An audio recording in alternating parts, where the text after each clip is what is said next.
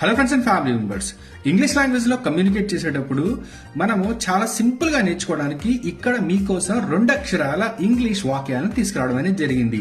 మీరు ఎటువంటి రూల్స్ ని మీరు వెతుక్కోకుండా చక్కగా వీటిని మీరు రెగ్యులర్ యూసేజ్ లో ఉపయోగించండి. లేవండి లేదా మేల్కోండి అని చెప్పడానికి వేకప్ అనండి. బాగా తినండి అనడానికి ఈట్ వెల్ అని చెప్పండి. త్వరపడండి అని చెప్పడానికి హరి అప్. రండి త్వరగా అంటాం కదా, అలాంటి సందర్భాల్లో హరి అప్ ని మీరు యూజ్ చేయండి. HURRY స్పెల్లింగ్ అండి. నిశ్శబ్దంగా ఉండండి, చప్పుడు చేయొద్దు, అసలు మాట్లాడొద్దు అని చెప్పడానికి బీ క్వయట్ అని కూడా మీరు చెప్పుకోవచ్చు. లేదంటే డోంట్ టాక్ అని చెప్పొచ్చు, అది కొంచెం రూడ్ గా ఉంటుంది అనమాట. ఇక్కడకు రండి అని చెప్పడానికి కమ్ హియర్ అని చెప్పండి. దూరంగా వెళ్ళండి అని చెప్పడానికి గో అవే అని చెప్పండి. ఇతరులకు సహాయం చేయండి అని చెప్పడానికి హెల్ప్ అదర్స్ అని చెప్పండి.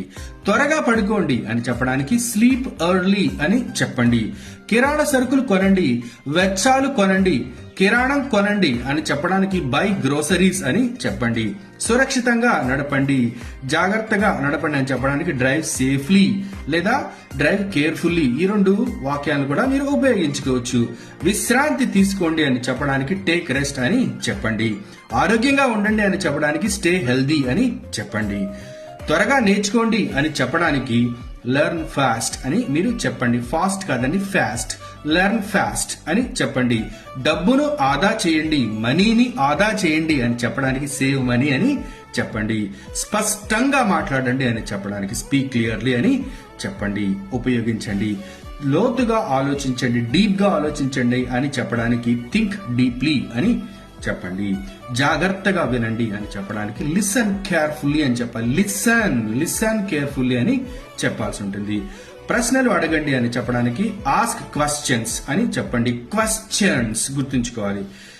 నిశ్శబ్దంగా ఉండండి అని చెప్పడానికి స్టే కామ్ అని చెప్పండి. మరలా ఆలోచించండి అని చెప్పడానికి థింక్ అగైన్ అని చెప్పండి. ధైర్యంగా ఉండండి అని చెప్పడానికి బీ బ్రేవ్ అని చెప్పండి. అందరూ ధైర్యంగా ఉండడానికి బీ బ్రేవ్ అని చెప్పండి.